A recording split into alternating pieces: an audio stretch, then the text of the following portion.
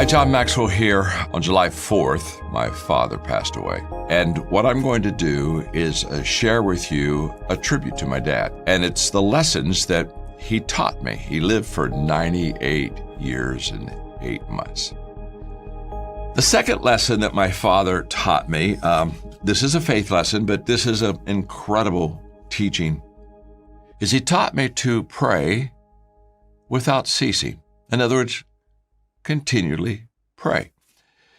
I shared with you earlier that many of the lessons my father taught me were more his actions than his words. And this is one of them for sure, that if you grew up around my father, Melvin Maxwell, one thing that you very quickly caught was that he had an ongoing conversation with God. And I love that phrase, ongoing conversation with God.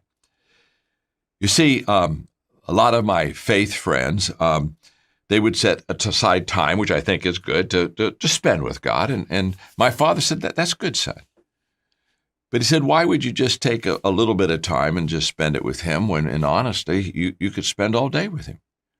He never leaves you. He never forsakes you. He sticks closer to you than a brother. He always is ready to hear you, listen to you, minister to you, add value to you. So he said, John, just have an ongoing conversation with him.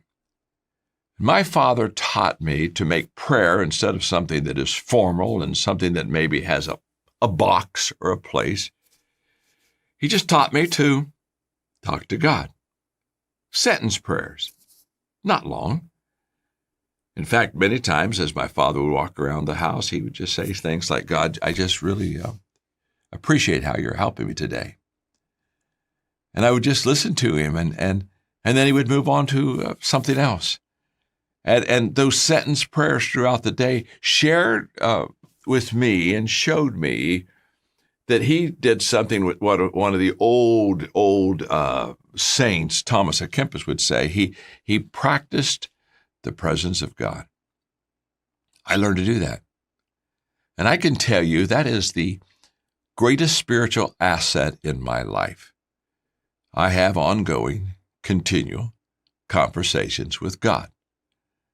Not formal, not long, not complicated, just from my heart.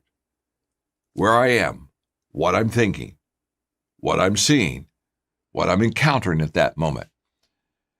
And I have found great